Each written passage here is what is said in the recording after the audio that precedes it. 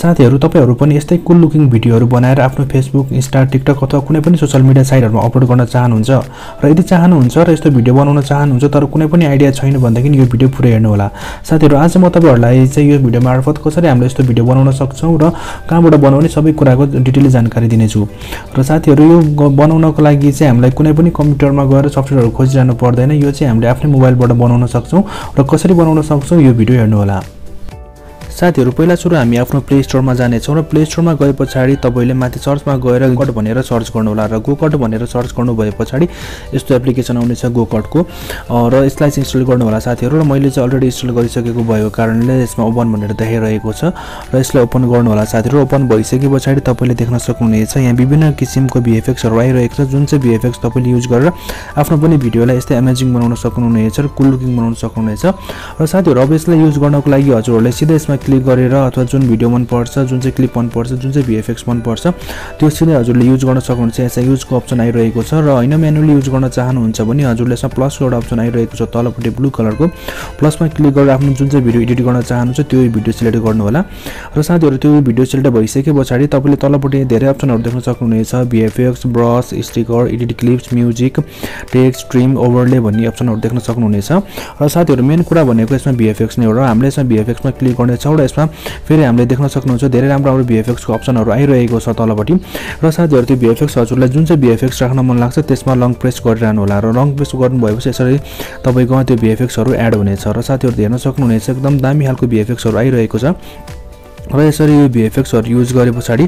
तपाईको भिडियोलाई एकदमै दामी बनाइदिनेछ। हेर्दा हेर्ने प्रोफेसनली जुन चाहिँ कम्प्युटरबाट प्रोफेसनल भिडियो एडिटरहरुले नै बनाएको जस्तो देखिनेछ तर यो चाहिँ हामीले सिम्पल एउटा एप्लिकेसनबाटै केही मिनेटमा नै एडिट गर्ने छौं। र साथीहरु एडिट भइसकेपछि तपाईले अब यसमा कुनै कुराहरु एड गर्नु पर्यो अथवा तपाईको आफ्नै पर्सनल म्युजिकहरु छ भने म्युजिक पनि एड गर्न सक्नुहुनेछ अथवा टेक्स्टहरु एकै अब आफ्नो नामहरु लेख्नु पर्यो अथवा कुनै चीजको नामहरु लेख्नु पर्यो भन्देखि पनि तपाईले यसबाट राख्न सक्नुहुनेछ इजिली। र साथीहरु त्यति सबै कुरा तपाईले के एडिट गर्नुपर्ने हो नर्मली एडिट गरिसक्नु भएपछि अब यसलाई चाहिँ सेभ गर्नको लागि हजुरले माथिबाट एउटा ब्लू कलरको अप्सन आइरहेको छ सेभ भनी यसमा क्लिक गर्नु होला साथीहरु। र यसमा सेभमा क्लिक गरिसकेपछि तपाईले अब फोनमा सेभ गर्न चाहनुहुन्छ भने ब्लू कलरको डाउनलोडको अप्सनमा क्लिक गरेर यो यसलाई डाउनलोड गर्न सक्नुहुन्छ तपाईको क्लिपलाई हैन भने सिधै टिकटकमा शेयर गर्न चाहनुहुन्छ भन्देखि पनि टिकटकमै हाल्न सक्नुहुनेछ। फेसबुकमा शेयर गर्न चाहनुहुन्छ फेसबुकमा पनि हाल्न सक्नुहुनेछ।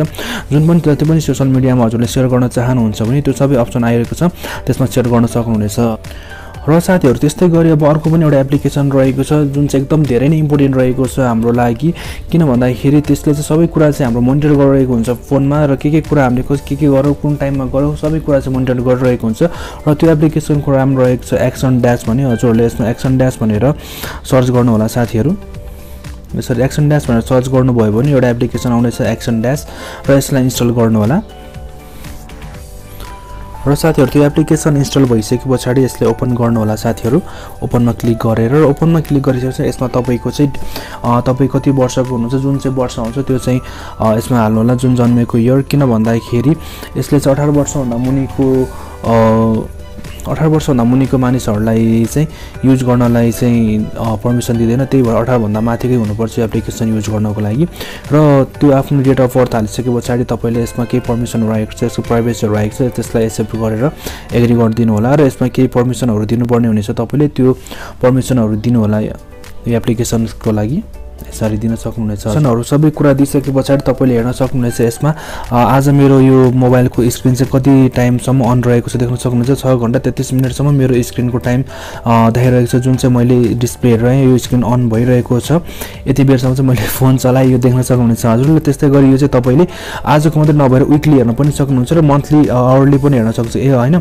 आवरलीमा चाहिँ 4 मिनेट स्क्रिन टाइम मेरो अन भएको छ यो आवरलीमा हेर्दा र डेली हेर्दाखेरि 6 आवर 33 मिनेट चाहिँ मेरो स्क्रिन अन रहेको छ र विकली हेर्दाखेरि हजुरले हेर्न सक्नुहुन्छ 81 घण्टा चाहिँ मेरो यो फोनको डिस्प्ले अन रहेको छ स्क्रिन टाइम चाहिँ अन रहेको छ। र त्यस्तै गरी यतापट्टि लेफ्ट स्वाइप गर्नु भने हजुरले देख्न सक्नुहुन्छ यसमा चाहिँ मैले कुन कुन एप्लिकेसन्स चाहिँ लन्च गरेर कति चोटी लन्च गरे त्यो पनि हेर्न सक्नुहुनेछ। यहाँ टिकटक लन्च गरेको छु आज 379 टाइम्स युज गरेको छु क्रोम 333 युट्युब स्टुडियो 261 यति जुन एप्लिकेसन हजुरहरुले चाहिँ जति चोटी एप्लिकेसन ओपन गर्नुहुन्छ त्यति चोटी नै यो एप्लिकेसन्स चाहिँ ओपन भएको पनि देखाउने छ र हामीले हेर्न सक्नेछौं कुन चाहिँ एप्लिकेसन हामी चाहिँ बढी युज युज गर्नेछौँ बच्चा नानी बाबुहरूलाई नि फोन दिनुहुन्छ र उहाँहरूले चाहिँ कुन एप्लिकेसन धेरै हेर्न सक्नुहुनेछ त्यो पनि हजुरले यसैबाट मोनिटर गर्न सक्नुहुनेछ र त्यस पछाडि यो भयो त तपाईँले विकली कतिचोटि चाहिँ एप्लिकेसन ओपन गर्नुभयो आवरली कतिचोटि एप्लिकेसन ओपन गर्नुभयो र डेली कतिचोटि एप्लिकेसन ओपन गर्नुभयो यो 3 टाइमकै हजुरले यसबाट हेर्न सक्नुहुनेछ र त्यस पछाडि तपाईँ नोटिफिकेसन आएको छ नोटिफिकेसन पनि त्यही हो साथीहरु चाहिँ तपाईहरुलाई कुन एप्लिकेसनबाट कति टाइम चाहिँ नोटिफिकेसन आएको छ त्यो हेर्न सक्नुहुनेछ यसमा मलाई आज हाम्रो पात्रबाट 33 वटा नोटिफिकेसन आएको छ भन्दैकिन जस्तै डु रेकर्डरबाट भयो मेसेन्जरबाट भयो जुन एप्लिकेसनबाट तपाईहरुलाई नोटिफिकेसन आएको छ त्यो पनि यसबाट हेर्न सक्नेछौं र त्यो पनि हामीले विकली डेली र आवरली 3 टाइमकै हेर्न सक्नेछौं साथीहरु र त्यसपछि तपाईले यहाँ डिभाइस अनलक रहेको छ मैले कतिचोटी चाहिँ डिभाइस लक गरेर अनलक गरे त्यो पनि देखाइदिने छ र यो आज मात्रै मैले हेर्न सक्नुहुनेछ साथीहरु 68 टाइम्स चाहिँ यो डिभाइसलाई चाहिँ अफ गरेर अन गर्दै लक गर्दै अनलक गर्दै यो चाहिँ गरेको छु र तपाईले त्यो पनि विकली आवरली र डेलीको हेर्न सक्नुहुनेछ साथीहरु र मैले विकलीमा चाहिँ हेर्न चाहनुहुन्छ नि 414 टाइम्स चाहिँ आफ्नो फोनलाई अनलक गरेको छु लक गरेर अनलक गरेको छु भने आवरली हेर्दाखेरि चाहिँ 0 र डेली हेर्दाखेरि चाहिँ 68 टाइम चाहिँ मैले यो डिभाइसलाई चाहिँ अफ गरेर अन गरेको छु एकदमै इम्पोर्टेन्ट एप्लिकेसन रहेको छ र तपाईले आफ्नो कुराहरुलाई चाहिँ मोनिटर गर्न सक्नुहुनेछ र कुन एप्लिकेसन बढी चलाउनु भएको छ र त्यसमा पनि कन्ट्रोल गर्न सक्नुहुनेछ कि तपाईले फोन कति चलाउनु भयो र त्यो फोन चलाए बाबत अब आफ्नो